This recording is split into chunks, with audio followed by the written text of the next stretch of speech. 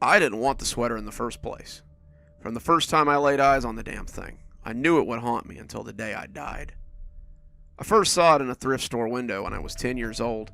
It was a lumpy green thing made out of thick yarn, an ugly monstrosity that looked like someone's grandmother had knitted badly. As much as I hated it, I was also drawn to it.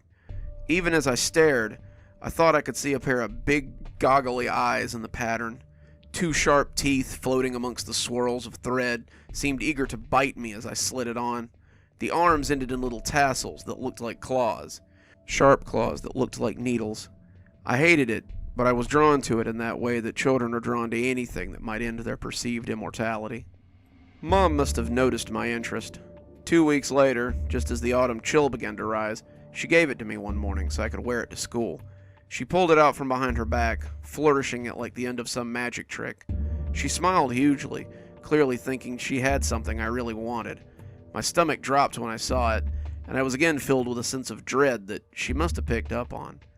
"It's the sweater you liked so much," she said, looking a little hurt. "You really seemed taken with it when you saw it back at the store." Mom didn't have the money to buy me much. Dad had left when I was a baby, and she worked as a waitress to put food on the table and a roof over my head. We didn't have a lot of money for presents, and I could tell that however much this sweater had cost was too much for me to act anything but grateful. I pulled it on, not really wanting it on my skin, but pretending it was the most beautiful thing I'd ever seen. It was made out of scratchy wool that I just knew at first glance would make me feel too warm. It rubbed at my skin like steel wool as it settled on my arms. It just felt wrong as it sat against my smooth skin, and I immediately wanted to take it off. It felt like there were bugs in it. As I walked to the door, I couldn't help but wonder if maybe roaches or earwigs had gotten into the fabric. She walked me to the bus stop, all the while smiling at me as I pretended the sweater wasn't the worst thing I'd ever worn. As the bus pulled away from the curve, I yanked it off and stuffed it in my backpack.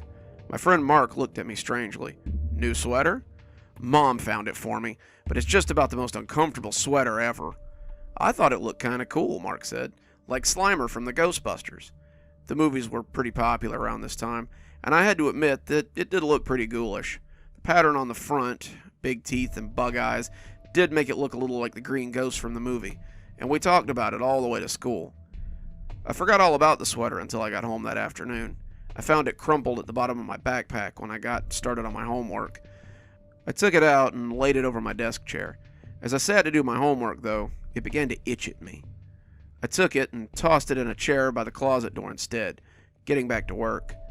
Even having it against my skin made me feel weird, and I couldn't help but glance over my shoulder at it as I did my homework.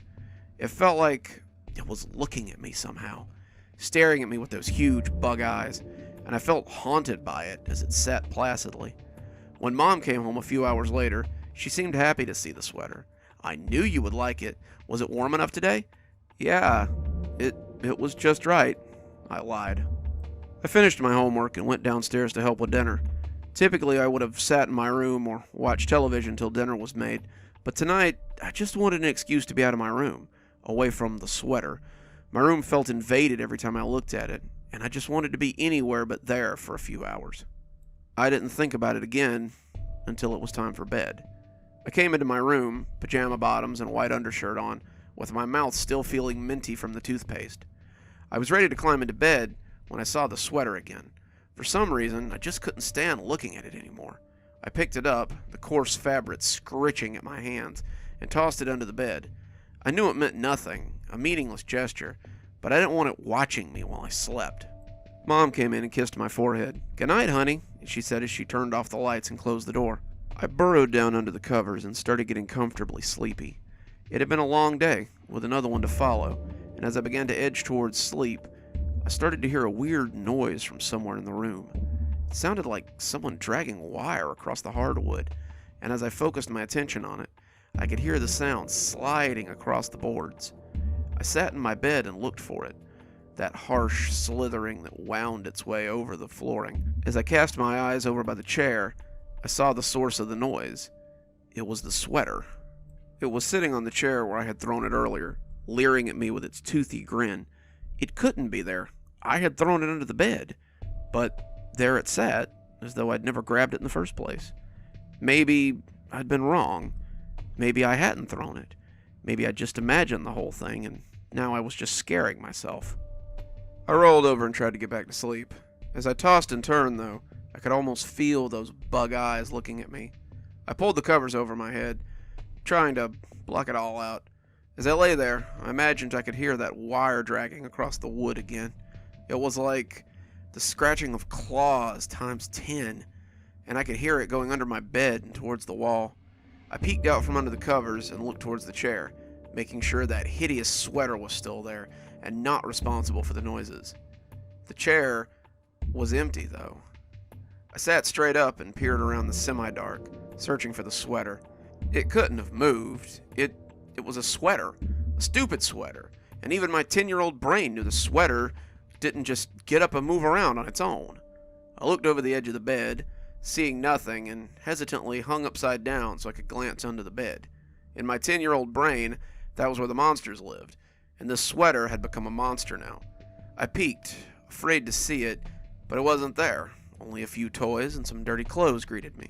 I looked back at the chair, still finding it empty, and snuggled down under the covers so I could get some sleep. I awoke in the morning to a terrible pain in my arm. The sweater was in bed with me, curled around my arm as though it had gotten tangled on me in the night, and I wrenched it off violently. I didn't want it to touch me. I didn't want it to contact my skin. As I came free, I saw the source of the pain. On my forearm, on the inside of my arm, was what looked like a bite. As I inspected it in the dewy morning light, I felt sure I could pick out individual teeth marks on the flesh of my arm. I looked frantically at the crumpled green garment in the corner and suddenly felt sure that it was the source of the bite. I ran downstairs to show my mom, who was just starting to get breakfast things together. She looked at the bite and declared it a rash. "Probably from your new sweater," she said, and I could hear real sadness in her voice. She still believed that I really liked that ghastly thing, and the thought that it had caused me pain made her sad. She said she would wash it today after school and have it back to me by tomorrow, and I remember hoping that it shrank in the wash. I thought all day about the terrible garment coming back too small or shredded by some fluke, and the idea brought me some little amount of joy throughout the day. When I got home, however, I heard the washing machine in full swing and found a note on the table saying that Mom had gone to get groceries. I figured she put the sweater in with the load and went upstairs to start my homework. Mark and Davey wanted to ride bikes later, and I knew that if I got my math done before dinner, I'd be able to go riding with them before the sun went down. When I opened the door, I was startled by the green sweater sitting on the chair where I had left it last night. I was angry at myself for a moment. Why was I so afraid of this stupid sweater? I grabbed it up, yarn digging into my hands like steel wool, and took it to the laundry room. I opened the washer and threw it inside, slamming the lid closed and stomping back upstairs to start my homework. I finished quickly, and when Mom got home, I went outside to play. I spent the afternoon riding bikes and jumping dirt ramps with my friends, and as the streetlights came on, I turned for home. When it came time for bed, I walked back up to my room to find the sweater back on the chair where it had been earlier. There was a stack of freshly folded clothes on my dresser, but for some reason, Mom had put the sweater back on the chair. I walked around the sweater as I got ready for bed, but I kept thinking I could see it move out of the corner of my eye. It didn't leave the chair, but I thought I saw the arms wiggle or the waistband shiver slightly as I walked around the room. I went straight to bed after lights out, and in the morning, I found more bites on my arm. 3 new bites to be exact, each one on the underside of my arm, not on the outer arm where everyone might notice them easily, and each one looking much the same as the first. The sweater wasn't in bed with me this time, but I knew it had been the one to do it. Mom still thought it was a rash, but I was convinced that they were bites. For the next few weeks, I tried various measures to keep the sweater away from me. I left it in other rooms, sometimes with the door locked, but it always found its way back to my room. The closet was no obstacle at all for it, and twice I awoke to see it sitting in the chair as the door slowly closed behind it. One night, I stuffed it in the washing machine and closed the door locking behind it, and I still woke up the next morning to find it in my bed. My sleep started to suffer, and I found it hard to get a full night's sleep as I woke up to search for the sweater. My teacher told my mother that my performance was suffering, and I was given DRs several times for sleeping in class. If they'd seen what was under my sleeves, they would have probably had some questions for my mother, too. The bites were numerous, red and oozing blood sometimes. I kept them closely guarded because if my teacher found out, I I felt like my mother could be in big trouble. I kept them from both my teacher and my mother, not wanting her to ask questions either. And as it went on, our relationship became strained. She knew I wasn't sleeping well, but she wouldn't even entertain the idea that it was due to some evil sweater. She thought I was looking for attention, that I was just a typical child with an overactive imagination. But she couldn't take off work just to sit at home with me and protect me from a piece of clothing. At one point, she even threw the sweater in the garbage, thinking that would solve everything. But when it reappeared in my bedroom, she accused me of keeping it around to get attention. After 2 weeks of being terrorized, I decided to finally put a stop to it. That night, I stayed awake and watched it. The next day was Saturday, and I knew Mom wouldn't care if I slept in. I was going to catch it in the act and show Mom that it was hurting me. Maybe then she would let me get rid of it. I had a big metal flashlight with a thick blanket I was going to catch it in. I would hold on to it until it ran out of steam, and then show my mom so she wouldn't think I was dreaming. I watched the red numbers on my Ninja Turtles alarm clock tick slowly by, and by 11:30, I was having trouble staying awake. The sweater hadn't done anything but sit there all night, and as my eyes got heavier and heavier, I found myself slipping towards sleep. I lost the fight before midnight, and woke up with my head against the blanket. I looked at the clock and saw that the numbers read 2:45 a.m. I swept the light around the chair and tried to orient myself. The beam fell on an empty chair, and I couldn't help but feel dread mounting. Where had it gone? Had it slipped off the chair while I was asleep? As I searched for it in the beam of light, though, I heard a familiar sound of wire scraping against the wood behind me. I turned the beam onto my headboard, and there was the sweater. I thought for a moment that I might be dreaming, but as the flashlight illuminated it, I had to come to grips with the idea that what I was seeing was very real. The bug-eyed pattern had become a real set of bulbous eyes. The green body was a voluminous mass of fibers and filaments, and the teeth had become large and snapping. It was perched on my headboard, clearly startled by the sudden intrusion of light. It emitted a loud, otherworldly scream as it leapt at my face, and I swung the flashlight without thinking. It smacked into it with a soft woof sound, and I watched it fall to the floor next to the closet. The beam fell on it again, and it scrambled across the floor as it frantically crawled for the bed. I sat on the bed and listened as it rustled beneath the box spring. I had glimpsed its true form now. I had seen the wicked teeth that had left marks on my arm, and I was not about to let it sink them into me again. I jumped out of bed, flipping on the lights, and scooped up the sweater as I headed down the hall. The hall closet was stuffed with old tubs for storage. As I wrenched open the door, I found what I was looking for on the second shelf.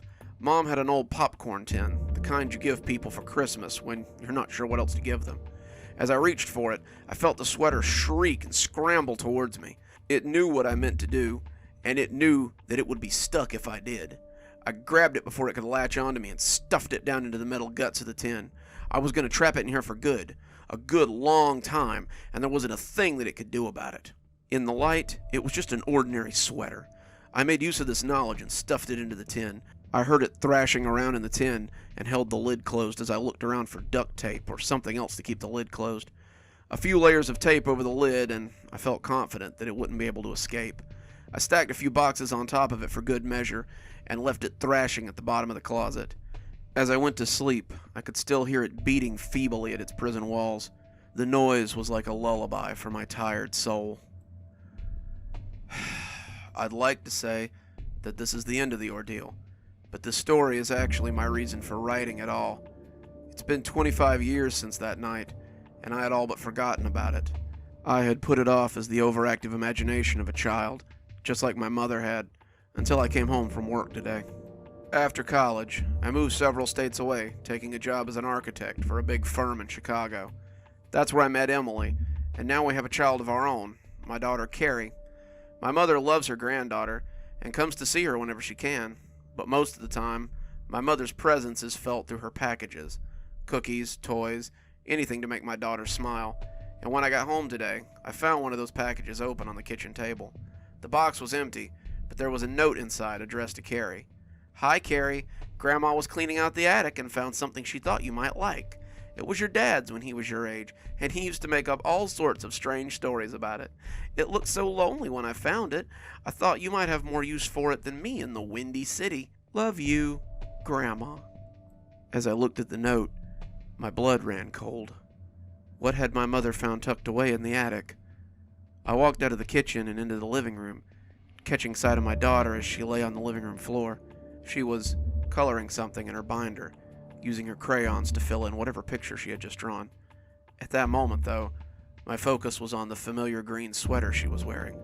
The yarn was a little faded, but the bug eyes still stared at me, and the teeth smiled with that delirious mirth. As I stared, it seemed to say, "Hello, old friend. Thought you'd gotten rid of me, huh? But here I am. Time for our game to start again." Carrie turned around and smiled at me, springing up and wrapping her arms around me in a big hug. I had to stop myself from shuddering as the sweater touched me, and she stepped back a little so I could see when she was done. She did a little twirl so I could take in the whole thing, and it didn't seem to repulse her the way it had always repulsed me. "Isn't it great, Daddy?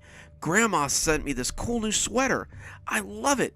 It's so soft and it's so warm." I didn't know what to say. I just nodded dumbly and walked back into the kitchen to fix myself a drink. After the second drink, I began to calm down a little, and I started writing this after my hands stopped shaking. I don't have a clue what to do. How do you tell your daughter that she's wearing something that tormented you for 2 weeks? How do you convey to her that something she loves is evil? What do I do when the bites start appearing? How do I rid myself once and for all of this evil sweater? Good evening, everyone. It's me, Dr. Plague. Thank you so much for joining me for tonight's story. Looks like it's time to thank our patrons again. Thanks to Leslie Lou Riddle for being our spooky skeleton tier contributor. Thanks, Leslie. We just couldn't do it without you. If you too would like to help out the show, come on down to Patreon. We have several tiers. I'm sure there's one that'll suit you. Might I suggest our spooky skeleton tier if you're just starting out? $5 a month, you can have your name read at the end of every video. Or maybe you're more the reader type. You can always come down to Amazon and buy one of my books. I would suggest Dark Vortex. We've been reading it on our Tuesday TikTok story, and it's actually the book that this story comes from. So, pick up your own copy so you can read along. And as always, thanks for stopping by. Dr. Plague, signing off. Have a wonderful evening.